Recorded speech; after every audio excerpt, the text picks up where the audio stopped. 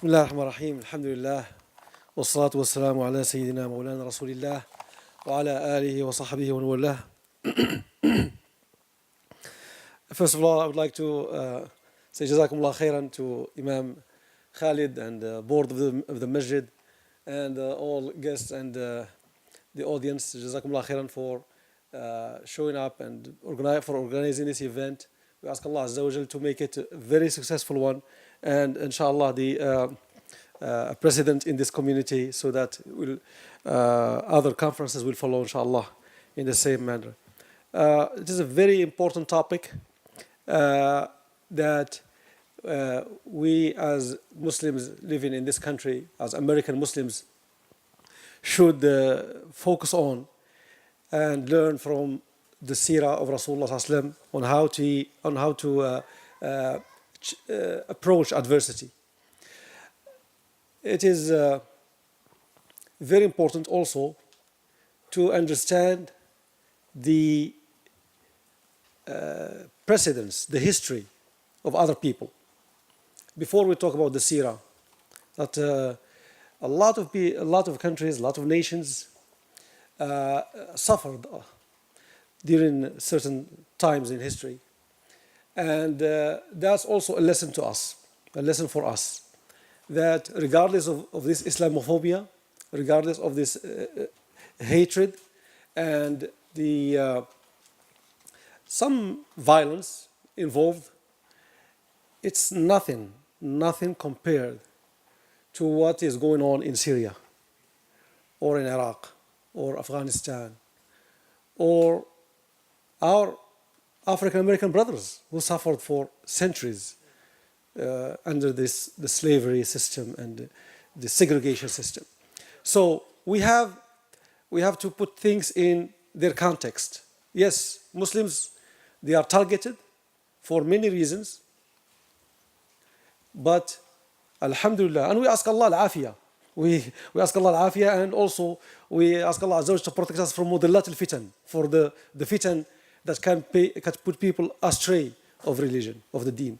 But alhamdulillah, we live in a country that has due process, that has rights, that has a history of civil rights movement, people who have raised up against injustice and won their fight. And all over the world, you can think about the anti-apartheid movement in South Africa, the liberation movements all over the world. Allah Azza wa Jal says in the Quran, إِنَّ اللَّهَ يَأْمُرُ بِالْعَدْلِ وَالْإِحْسَانِ. Allah commands you to do justice. So any human being, regardless of their religion, of their deen, of their faith, they have this option, they have this right from Allah Azza wa Jal to stand up against injustice. As Muslims, as American Muslims, we have to stand up against justice. But how we do that? By looking back at the prophetic method, at the method of Rasulullah ﷺ, how he addressed adversity. Scholars of Islam spent their lives trying to understand the Seerah of Rasulullah ﷺ. Some of them wrote about his shama'il. Others wrote about Shu'ab al-Iman.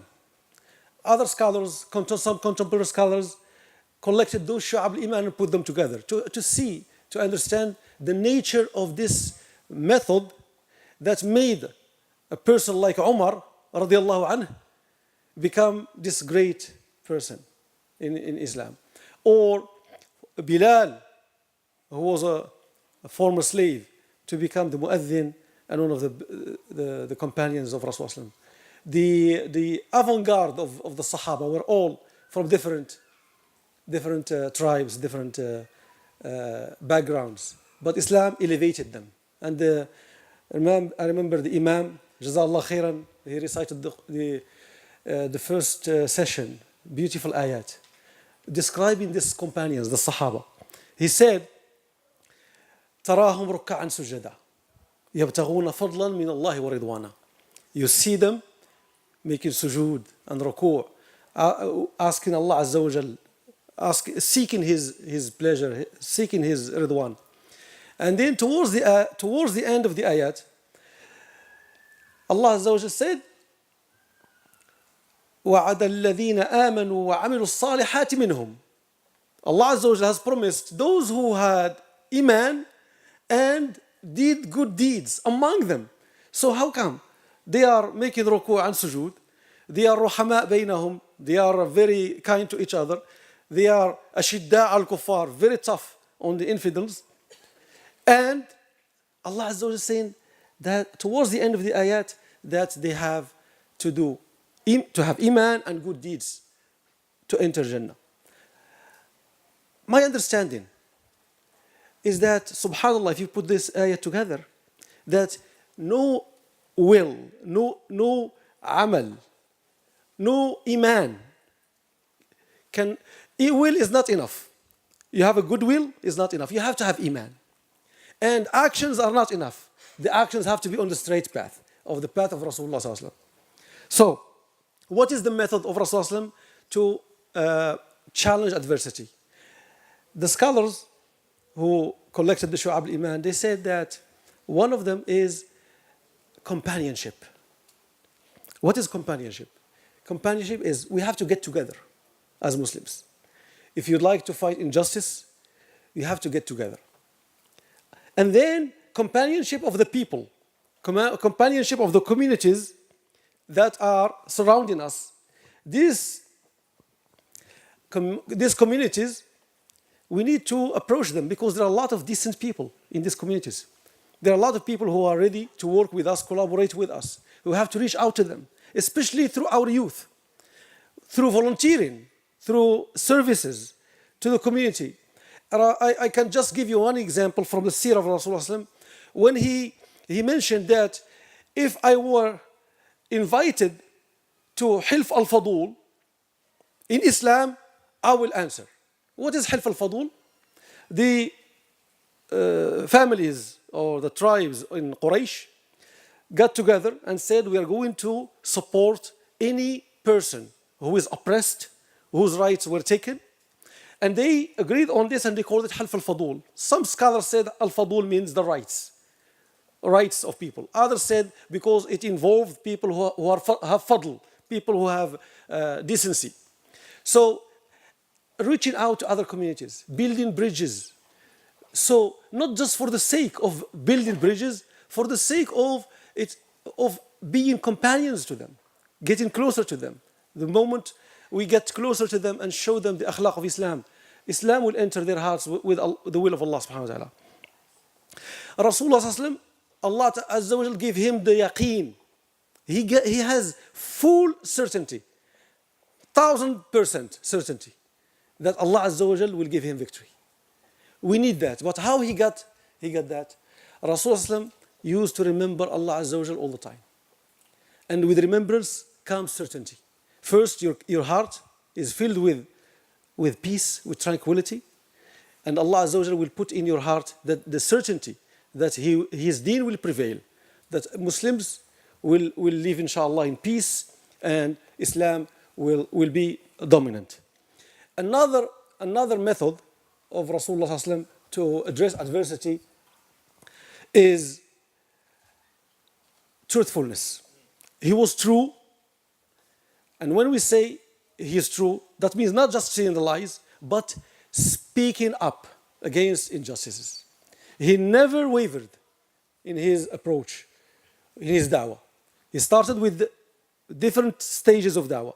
He called his own family to Islam, then went out to his tribe, then to the Quraysh, then to the Arabs, surrounding Arabs. Then he invited other non-Arab communities like the Romans and the Persians. Everybody was invited to Islam. He gradually reached out to everybody. But he was talking to them very straight. For example, when in his letter to the Roman emperor, he said, Islam taslam. Very short. Become a Muslim, Allah Azza wa Jalla will save you. He was very outspoken but non-violent. He was not violent. That's the another method of Rasulullah is al-rifq, leniency. Al-rifq, leniency. Don't use non-violent methods. Speak up. Be truthful. Do not compromise on the way you dress, the way you look, on your hijab, your dietary requirements, your kids in high school being taught something against Islam. Don't compromise. Always fight for your rights. But we have to do it together. If we put all these 4 components of the method of Rasulullah, companionship of the people,